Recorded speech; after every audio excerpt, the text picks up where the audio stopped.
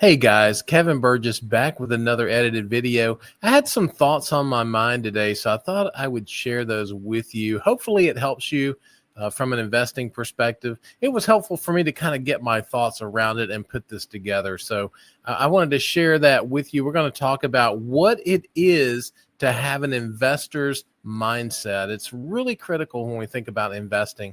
And then we're going to share an example of that kind of thing. And so I've got a stock in my portfolio that we will look at, my purchases. We will look at how that investment has performed. What information was I looking at the time? And then how did I come to that conclusion? So hopefully that'll be helpful for you guys. We're going to go ahead and get started with this cool new little slide. Wealth Circuit Investing, inspiring passive income investors. That's what we want to do here at Wealth Circuit Investing. It's about inspiring you. I'm not sharing with you what I think you should do. I'm just sharing with you what I'm doing. If you like it, you can borrow it. If you don't like it, it didn't cost you much, just a little bit of time to watch the video. So here we go. We're going to build an investor's mindset. An investor's mindset focuses on return potential. It does not focus on historical market trends and patterns. Now, some of my friends out there who are technical analysis folks, and I love my technical analysis folks. That this doesn't work for me from an investor perspective. So. And just, stay with me for a few minutes, because technical analysis has its place, but it is not the end all be all for an investor. So let's keep going. The first thing an investor looks at is not candlestick charts. The investor looks at their own due diligence. What do they look at? They look at financial statements. They look at, how strong the balance sheet is, what the debt level is, what their growth and income is, what their margins are. They look at how much they can convert from margins into net income. And so there's just a lot there from a financial statement perspective. We also look at products, services. We're looking for a strategic competitive advantage. And then we are looking for a management team that can make sound decisions to convert that strategic competitive advantage into profitability. That's what we want from our companies. And then we're also looking for sound capital allocation. If you don't know what capital allocation is, it simply means that every year a company hopefully makes money, and that money is, some of that is cash. And so once we know how much their cash is, how do they decide how to spend it? Do they spend it on dividends? Do they spend it on growing the business? Do they spend it on acquisitions? There's, a myriad of ways that they can spend the capital that they earn every year. We want to see a management team that has a sound process for allocating their capital. All right, so that's our due diligence piece. The second thing is we want to understand our investment thesis. Why are we wanting to invest? Not because the charts say it's time to invest. We want to understand what it is about the business that causes us to want to invest. We look at valuation. I look at valuation. These are the three things that I look at. There may be others, but these are the three that have worked for me. The first one is valuation. What is the business worth? If it is worth $100 and it is trading at $80, that gives me the ability to capture in the future that $20 of undervaluedness, if that's even a word. So valuation is key. Is it at or below its fair value? The second thing is appropriate dividend levels.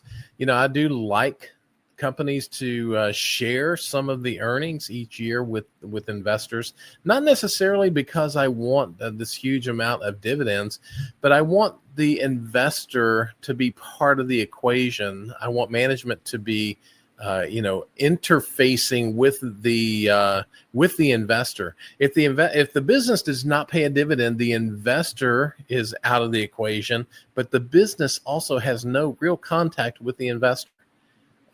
They have contact with the analyst, but not the investor. When a company pays a dividend every quarter, they're writing a check. It's going into my account, and it doesn't have to be big, but I do like for them to have a dividend if they are at that point. I don't exclusively invest in companies that pay dividends, but 99% do. Also, I think dividends, the way a company deals with its dividends, can give you insight into what they see long-term growth-wise in the future. I think it's important to see a steady trend of dividend growth and a payout ratio, which is the percentage of earnings that's paid out in dividends. I think we want that to remain flat while the dividend is growing. What that means is earnings is growing, and earnings is then paying for the dividend increases. That's what, from my perspective, that's what I want. All right, next, if the valuation is low, do I hope my investment stays low in the future? It was a question that came up on a live stream that I listened to the other night, and it seemed to be that the idea was that we don't care if our investments go up or not. We want them to stay low until we're ready to sell, and then it's okay for them to go up. I don't think that is a good way to look at it. I think we want to seize the opportunity to invest in undervalued businesses, if that's one of our investment theses. But we want them to grow in the future. So absolutely not is the answer. Recovering the valuation is part of my investment thesis. I want it to stay low as I build the position, but my target, whatever I target those shares to be in my portfolio, I want to get those while the price is low, but I want the share price to begin to rise. If it does not, what that means, if the price is undervalued for a long time, what that means is something is wrong. Something is wrong. What could it be? Management is unable to leverage competitive advantages to grow the business. So you could have an inefficient, ineffective management team.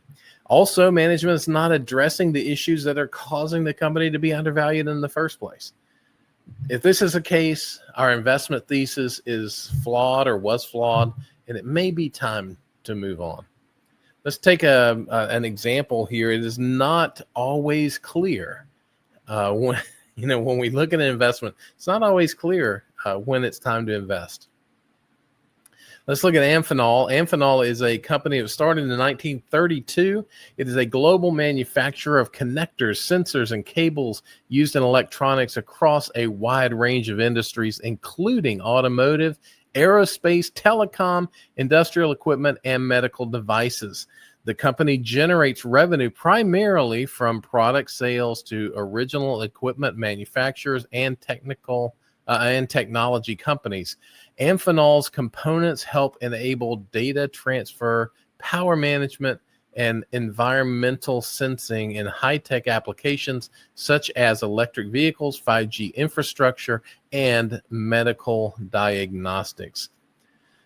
You can see my purchases here and sales of Amphenol. I started buying in January of 2025, which is about 10 months ago. Started with 253 shares. Not sure why.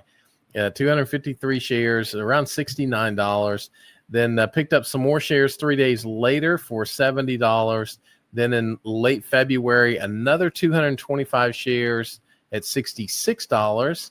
And then in March, I picked up 222 shares for in the low 60s. So the point is I started investing in the high 60s, low 70s. And then by March, 2 months later, the investment had gone down. Did I fret about that? No, I actually took the opportunity to add to the position. And boy, am I glad I did. You can see that in October 21st, I sold 200 shares at 125 and some change. So it's basically over double, almost double at the time. And it has gone up from there. So Why did I sell? I sold because I have rules about how big an investment needs to be in my portfolio. Amphenol had grown so much that it had surpassed that. I sold enough to get back down to the level that I want to have, but now now it's up again. So, but yeah, I'm okay with that. I'm gonna live. I'll survive. All right, so you can see my shares here. I have how many? 700 shares.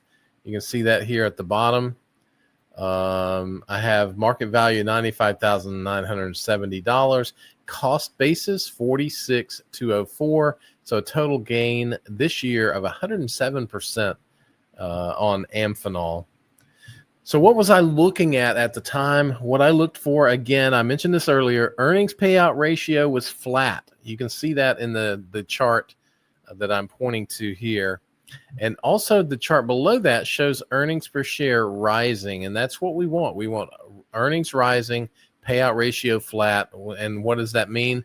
That means this dividend growth in the lower right-hand corner of the slide, that dividend growth is being paid for by business growth. And that's what we want in a business. So I was satisfied that that was happening. I was not expecting Amphenol to double in 1 year. Here's what I saw at the time. You can see that January of 2025 is here. The fair value is the red line. The actual market price is the black candlesticks, or whatever those are called. So you can see the fair value was pretty much right on with the price. So my thesis was not necessarily that it was undervalued. My thesis was the business was going to grow, and it was going to grow big. So again, in March, that price dropped. The fair value stayed the same, but the price dropped. So I picked up some more shares. And you can see that up and to the right is where it went the rest of the year. The closing price as of November 3rd, which was yesterday, $141.55. Fair value around 135 bucks. So you can see the fair value in January of 25 was $69. I was buying it at $69, $70. I was buying it at what I thought was a fair value at the time. In April, that fair value jumped to 80 bucks. And then currently the fair value is at $135.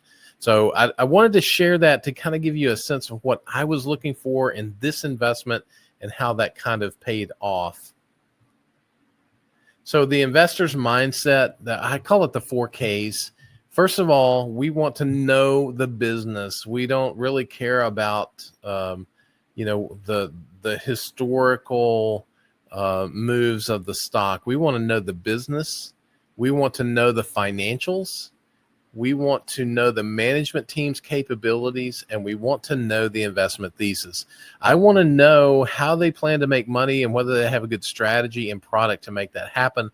I want to know how well financed they are. I want to know their ability to make decisions. And I want to know, from my perspective, where do I plan to make the money? Do I plan to make the money in dividends? So is it an income approach? Do I plan to make the money in valuation? So therefore it's a value type investment, or do I plan to make the money in growth? From my perspective, it was growth for Amphenol. They pay a very small dividend, and I'm okay with that. So it was about growth, and that actually came to pass. So I'm continuing to invest in Amphenol. I'm continuing. I am not selling my investment in Amphenol. I'm not investing anymore at this point. It's something that, if you're interested in it, you might take a look at it and see, what you think and where you think it might go from here. When any of these Ks change for the worse, consider moving on. If the business doesn't pan out to have the competitive advantages that you thought, if the financials begin to deteriorate, if their debt loads are getting to be too high, if their interest coverage ratio is too low, it might be time to move on. If the management team begins to make some questionable decisions and they are not looking out for the investor, might be time to move on. And if your investment thesis changes, where maybe the valuation that you were looking at was not correct, maybe the true value of the business was lower than what you thought the valuation would be, maybe time to move on. So those are the things I just wanted to share with you today. It's really about being an investor, not a trader, not a market enthusiast, but how do we set ourselves up to be investors in this business? So I appreciate you guys watching. If you, I'll have some info in the notes to this video about, getting into our Discord and, things like that. So just take a look at that. If you got any thoughts or comments on this, if you think I missed something, or if you think, you'd like to have a conversation about any of this, good or bad, if you think it's good, if you think it's bad, give me some feedback in the comments. I would really love to hear from you. And with that, I'm going to move on, and I really appreciate you guys watching. I will see you on the next one. Take care.